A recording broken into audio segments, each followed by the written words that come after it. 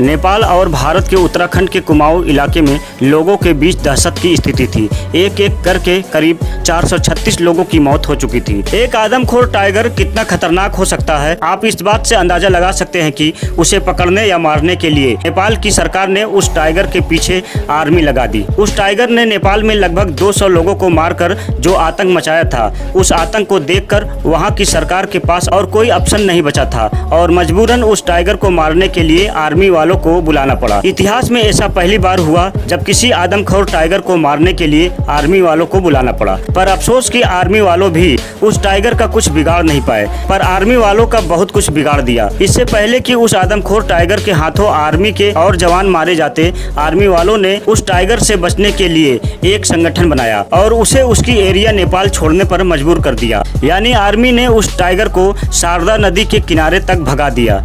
इस नदी का आधा हिस्सा इंडिया में है और आधा हिस्सा नेपाल में है। शारदा नदी तक पहुंचने का मतलब है कि वो टाइगर इंडिया में कदम रख चुकी थी और अब वो आदमखोर बाघिन शारदा नदी के पार भारतीय सीमा में घुस चुकी थी। उत्तराखंड के कुमाऊं जिले के उसके क्षेत्र में शिकारी ने अपना शिकार जारी रखा। ज्यादातर हमले चंपावत और आसपास के गाँव के आसपास केंद्रित थे। उसके लगभग सभी हमले दिन के दौरान हुए और ज्यादातर पीड़ित महिलाएं या युवा लड़कियां थीं जो अपने माओवासियों के लिए चारा इकट्ठा करने के लिए जंगल में या उसके करीब पहुंच जाती थी। बाघ आमतौर पर इंसानों पर हमला नहीं करते हैं और कहा जाता है कि एक बार शेर के मुंह खून लग जाए तो वो उसके आदी हो जाते हैं। ठीक उसी तरह बाघिन के मुंह में इंसानों के खून का स्वाद लग गया था। ऐसा माना जाता है कि चंपावत की आदमखोर बाघिन को उसके चेहरे पर गोली मारी गई थी, जिससे उसके दाहिने तरफ के ऊपरी और निचले कैनाइल दांत थे, जिसका मतलब था कि वह अपने सामान्य शिकार का शिकार करने में सक्षम नहीं थी। इसलिए अन्य शिकारियों की तरह उसने आसान शिकार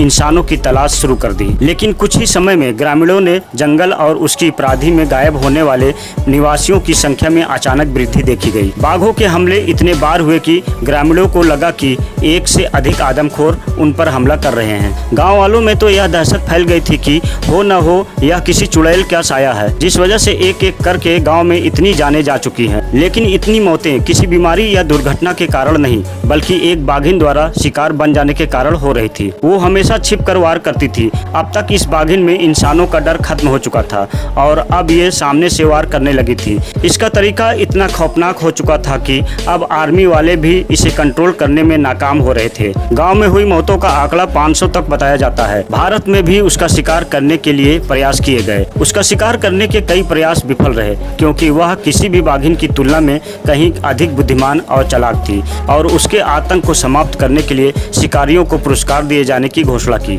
लेकिन वह हर हमले के बाद गाँव और जंगलों के बीच रात में बड़ी दूरी तय करके उन सभी को मात देने में कामयाब रही। चंपावत की आदमखोर बाघिन का शिकार करने के लिए आगे आने वाले कई शिकारियों के विपरीत जिम कार्बेट एक पेशेवर शिकारी नहीं थे, लेकिन वह जंगली जानवरों और जरूरत पड़ने पर शिकार को मार गिराना अच्छे से जानते थे। एक उच्च पदस्थ ब्रिटिश अधिकारी जो कार्बेट के शिकार कौशल को जानते थे, उन्होंने उनसे संपर्क किया और चंपावत की आदमखोर बाघिन को ट्रैक करके और मारने के लिए उनकी मदद मांगी। कार्बेट ने पाली गाँव में चंपावत की आदमखोर बाघिन का पीछा करना शुरू कर दिया, जहाँ बाघिन ने अभी अभी एक हत्या की थी। यह उसका 435वां मानव शिकार था। इस बार चंपावत की आदमखोर बाघिन ने फिर से एक इंसान का शिकार किया और इस बार शिकार एक महिला थी जो लकड़ी इकट्ठा करने जंगल में गई थी। कार्बेट ने जंगल में खून के निशान का पीछा किया और पहली बार चंपावत की आदमखोर बाघिन के साथ आमने सामने आए। कार्बेट ने बाघिन पर निशाना साधा। उसी वक्त बाघिन ने कार्बेट पर हमला कर दिया।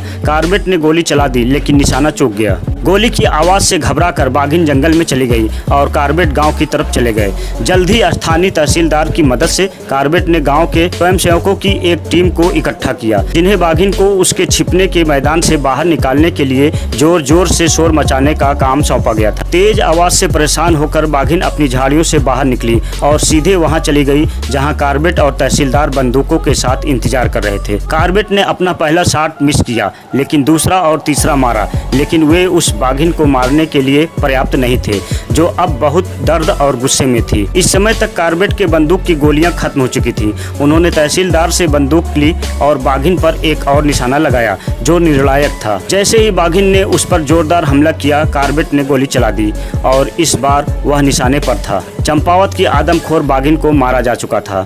बाघिन के शव की बारीकी से जांच करने पर पता चला कि संभवतः पहले कभी गोली लगने की वजह से दाहिनी और ऊपरी ओर निचले दांत गायब थे, जिसकी वजह से उसे आदमखोर बनना पड़ा। बाद के वर्षों में कॉर्बेट ने कई और अधिक आदमखोर बाघों का शिकार करना जारी रखा। उनमें से अधिकांश आदमखोर जानवरों की यही कहानियां थी, जिसमें किसी चोट ने उन्हें कठिन शिकार का शिकार करने में असमर्थ बना दिया था। यह पुरस्कार के लिए किए जाने वाले शिकार के चरम का दौर था, जिसमें बाघों की संख्या में खतरनाक रूप से गिरावट देखी गई थी।